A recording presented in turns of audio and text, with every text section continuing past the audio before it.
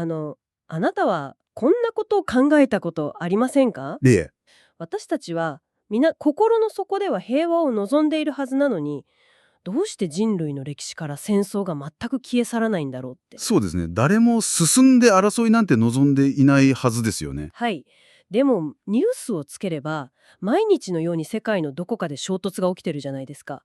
なんかこう人類というシステムそのものに致命的なバグが存在しているんじゃないかって思えてきちゃって。ええ。本当にその通りですね。歴史をどれだけ遡っても、テクノロジーがどれだけ進化して、私たちが宇宙に行けるようになってもですね、はい。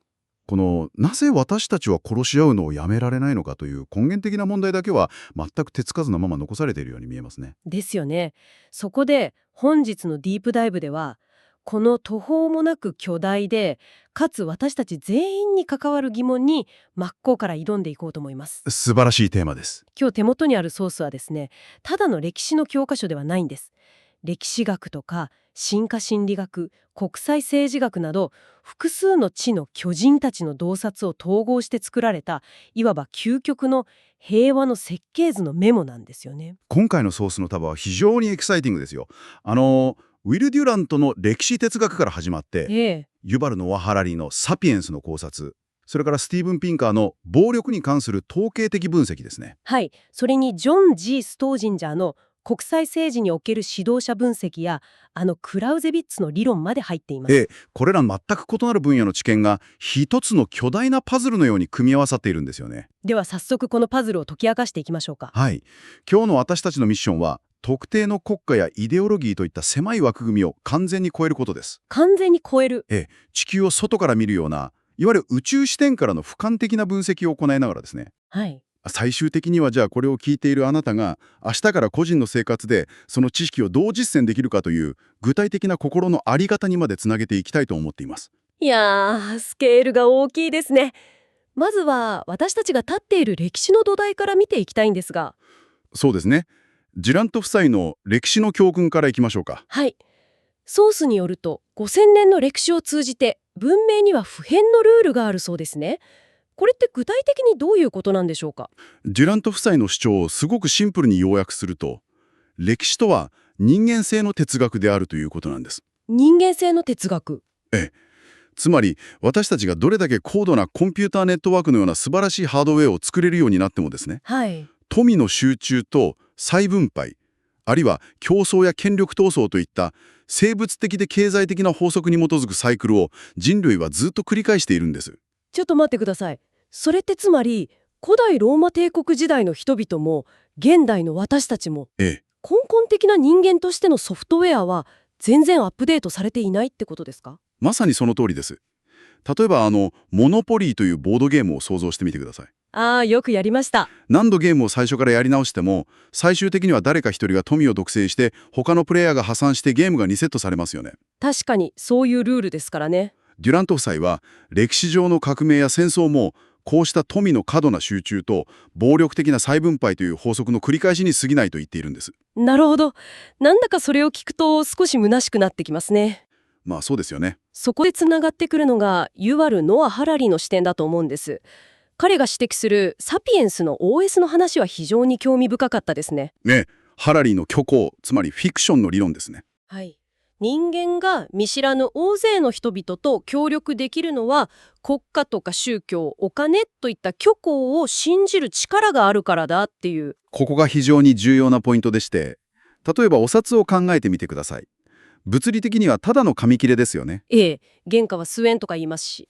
でも私たちがこれには価値があるという共通の物語、つまりフィクションを信じているからこそ、地球の裏側の人とも経済活動ができるわけです。はい。この虚構を共有する力が、ピラミッドの建設とか月面着陸を可能にする巨大な協力ネットワークを生み出したんです。確かにチンパンジーにですね、死後に天国に行けるからええ。今持ってるそのバナナをくれと言っても絶対に取引は成立しませんからね。そうなんです。絶対に無理ですね。しかし、その素晴らしい能力には致命的な副作用があるんです。副作用ですか？はい。全く同じその虚構を信じる能力が、異なる物語を信じる他者を敵とみなして、戦争を引き起こす境界線にもなってしまうんです。ああ、なるほど。国境線なんて宇宙から地球を見下ろしても地面に一本も引かれていないのに。そうなんですよ。私たちはその見えない虚構の線のために平気で命を懸けて殺し合ってしまうんですね。しかもソースによれば私たちがそういう行動に走ってしまうのには進化のスピードも関係しているとか。人類の進化心理学的な弱点ですね。ここで興味深いのは、サピエンスはライオンとかサメのように何百年もかけてゆっくりと生態系の頂点に立ったわけではないということです。急激に頂点に立ってしまったんですよね。はい。ほんの数万年という進化の歴史から見れば一瞬の間に生態系の中間層からいきなり頂点へと上り詰めてしまったんです。だから私たちは自信に満ちた百獣の王ではなくて常に自分の地位に不安を抱いている。ソースにあった核兵器を持った羊という比喩、あれは本当にゾッとしました。非常に的確な表現ですよね。なんだか重武装した神経質なチワワみたいなものじゃないですか。まさにそんな感じです。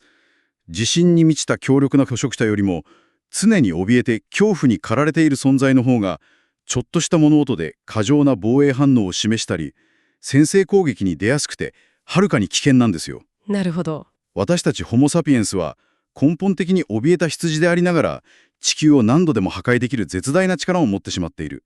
これが現在の私たちの立ち位置なんです。でもここでちょっと疑問があるんです。はい、何でしょ確かに私たちは本能的に怯えた羊かもしれません。でも現代の戦争って巨大な官僚組織とか複雑な国家システムが関わっていますよね。う。そうですね。指導者が個人的に好意からという理由だけでミサイルのボタンを押したりするものなんですか？もっと資源や領土をめぐる冷徹で合理的な計算があるんじゃないかと思うんですが。誰もがそう思いたいところですよね。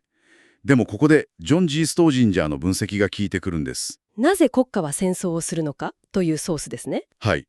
ストージンジャーは過去の多くの戦争を分析した結果、戦争の真の起爆剤は資源の客観的な計算などではなくて、指導者の主観的な誤算にあると結論付けています。主観的な誤算ですか？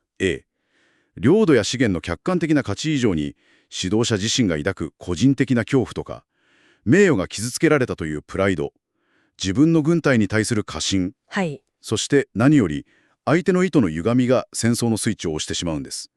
あいつらが攻めてくるに違いないという思い込みですね。どんなに巨大で合理的に見える国家のシステムがあっても、最終的に決断を下すのは恐怖やプライドに縛られた人間だということですね。そうなんです。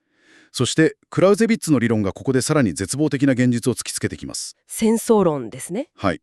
クラウゼビッツは戦場や政治における情報不足や不確実性を摩擦と呼びました。摩擦って具体的にどんなものなんですか？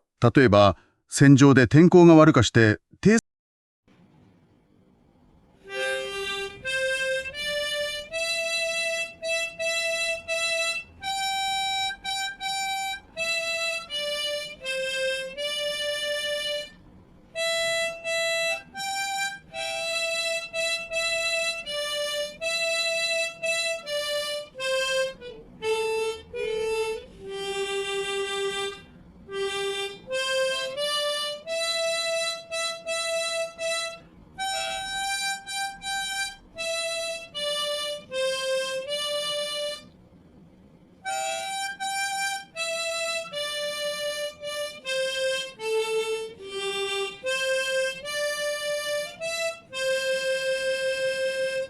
察機が飛ばないとか、暗号化されたメッセージの解読が遅れるとか、なるほど。あとはレーダーの誤作動を敵のミサイル発射と勘違いするといったことです。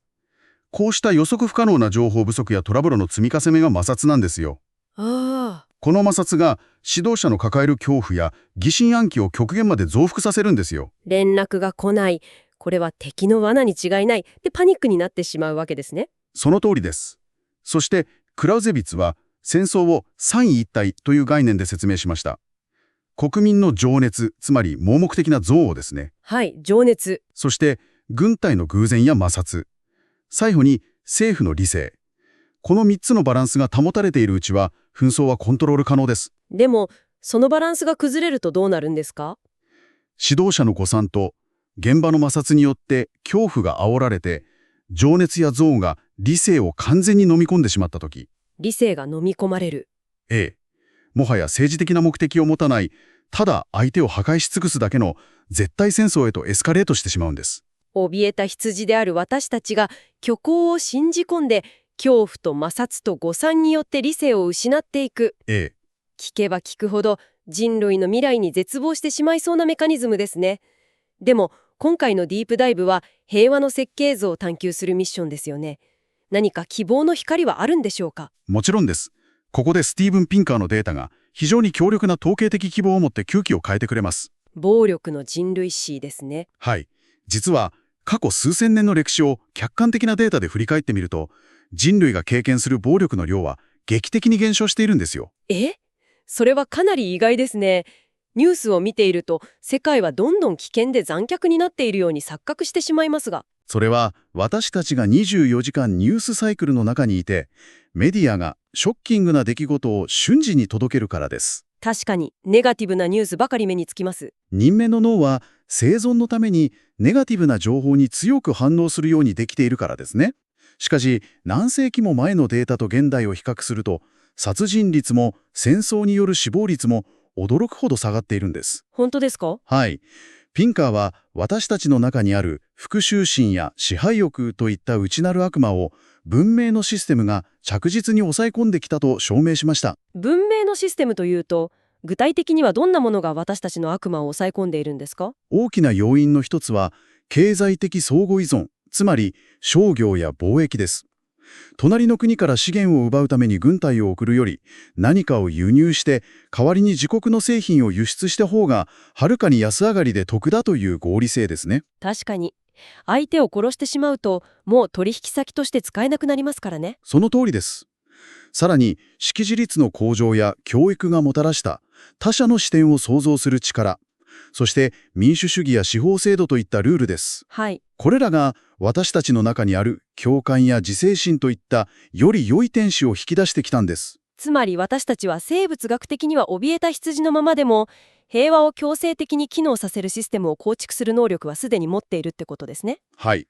そしてこれらすべての賢者たちの知見を統合したとき、この深い探求のハイライトともいえる一つの平和への方程式が浮かび上がってきます。方程式ですか？どういうことか詳しく教えてください。はい。頭の中で巨大な天秤あるいは綱引きを想像してみてください。下に向かって私たちを引きずり下ろそうとする力、つまり分母にはサピエンスの内なる悪魔である根源的な恐怖と指導者の誤算があります。さっき話していた摩擦やカーニックから来る要素ですね。ええ。そして上に向かって私たちを引き上げようとする力、分子にはピンカーが言っていたより良い天使、つまり共感、相互依存、そして理性が乗っています。なるほど。この分子の力を分母の悪魔よりも大きくすれば平和が保たれると。そういうことです。でも分母の恐怖や誤算って生物学的な本能に近いから、そう簡単に消せませんよね。そこでこの方程式の分子を劇的に引き上げる強力な掛け算、あるいはシステム全体を安定させるアンカー、つまり怒りが必要になります。怒り。ソースが提示するそのアンカーとは科学的客観性というシステムです。科学的客観性。なんだか少し冷たい響きがしますね。人間の感情を完全に排除したシステムってことですか？それがどうやって指導者の嘘や戦争を防ぐんでしょうか？実用的な例で考えてみましょう。ある国の指導者が隣国が国境に軍隊を集結させている。我々は先制攻撃しなければならない。とテレビで国民の恐怖を煽り情熱に火をつけようとしたとします。まさに虚虚を利用したプロパガンダですね。歴史上何度も繰り返されてきた手口です。しかしここで科学的客観性に基づくシステムが機能している世界を想像してください。世界中の誰もがアクセスできるオープンソースの衛星データダッシュボードがあって、はい。国境付近のリアルタイムの映像や物流のデータが瞬時に分析され共有されているんです。そのシステムが国境に軍隊は存在しません。指導者の発言は事実と異なりますと即座に証明するんです。おー。つまり情報の非体制性をなくすわけですね。指導者が自分にだけ都合のいい情報で嘘をつけなくなる。ええ。生物学的な生存への恐怖を全く持たず、感情や名誉に左右されない、純粋に論理的な非感情的システムをガバナンスの客観性の怒りとして導入するんです。なるほど。これによって透明な情報プラットフォームが作られ、クラウゼビッツが恐れた摩擦が極小化されます。摩擦がなくなれば指導者の誤算も大幅に減少して分母の悪魔たちをシステム的に無効化できるってことですね。はい。すごい。私たちが信じ込んでしまう虚構のバグを冷徹なまでに客観的な事実のデータで補正していく。これこそが理性をシステム化した壮大な文明のアップデートなんですね。まさにその通りです。そして、この全体を俯瞰して考えると、私たちはこの客観性のイコロを用いて、政治判断の指標度、ビジネスでいうところの KPI を根本から変えなければなりません。KPI を変える。今の政治の KPI って何なんでしょうか？現在の政治や国際社会は、国家の威信とか、領土の拡大、GDP の成長、あるいは特定のイデオロギーを守るために動いていますよね。ええ、そうですね。しかし、ハラリは鋭く指摘しています。国家は戦争に負けても苦しまない。法人は破産しても痛みを感じない。ゼウスの神殿が燃えてもゼウスは泣かない。と。ゼウスは泣かない。ハッとさせられる言葉ですね。言われてみれば国家というのは地図上の概念であって神経系を持ってるわけじゃない。痛みを感じるわけがないですね。そうなんです。これらはすべて苦しむことができない虚構に過ぎません。本当に苦しむことができるのは、現実に生きている人間や動物たちだけです。はい。現実と虚構を見分ける唯一のテスト。それが苦しみを感じることができるかなんです。なるほど。したがって、将来の平和文明では、科学的客観性のシステムを用いて、ある政策や軍事行動が現実にどれだけの生命に苦痛を与えるかを厳密に数値化する。はい。そして、その生命の苦痛の最小化こそ、政治の唯一の KPI にするべきなのです。凄まじいパラダイムシフトですね。国益という抽象的な虚構ではなくて、具体的な生命の苦しみで政治の正しさを測る。ええ。苦しまない虚構のために、現実に苦しむ命を犠牲にしてはいけないという絶対的なルールの確立ですね。はい。これが平和の設計図の全貌です。ここまで壮大なスケールの話をしてきましたが、これを聞いているあなたにとって、これが日常生活にどうつながるのか、この部分に入っていきましょうか。そうですね。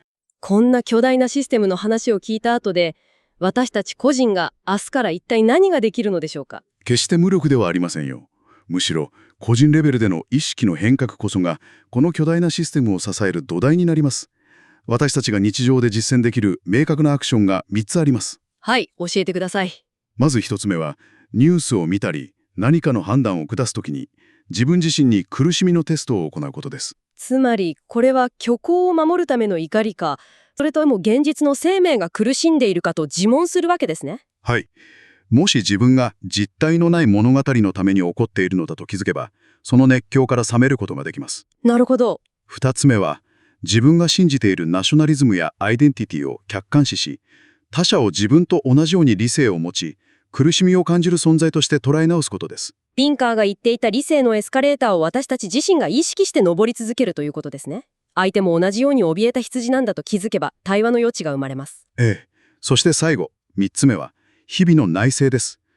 瞑想や静かな時間を通じて、自分の感情が誰かが作った虚構にハックされていないか、一歩引いて観察する習慣をつけることです。自分の脳のバグや弱点を常に自覚しておくということですね。さて、あっという間に時間が来てしまいました。今日学んだことを総括しましょうか。はい。私たちホモ・サピエンスは虚構を信じる力でここまで来ましたが、急激に生態系の頂点に立ったゆえの恐怖と、そこから生じる誤算という生物学的な弱点を持っています。そうですね。人類から争いをなくすロードマップとは、この人間の弱さを科学的客観性という非感情的なシステムで補完しながら、生命の現実を最優先すること。これこそが争いをなくすロードマップだということですね。完璧な総括です。最後に、この深い探求を共に旅してくれたあなたに、私から一つ挑発的な問いを残したいと思います。お願いします。私たちが今日学んだように、ホモ・サピエンスの最大の強みは虚構を信じる力です。だとしたら、私たちが次に作り出すべき最も偉大なフィクションとは何でしょうか。最も偉大なフィクション。ええ。それは国境や通貨ではなく、地球上のすべての苦しみをなくすことこそが人類最大の利益であるという全人類規模の新しい物語を意図的に信じ込むことなのかもしれません。あなたは明日どんな物語を信じることを選びますか？深いですね。私たちが何を信じるかがそのまま未来の現実を作っていく。あなたはこの問いにどう答えるでしょうか。今回もこの果てしなく深い探求に最後までお付き合いいただき本当にありがとうございました。それではまた次回お会いしましょう。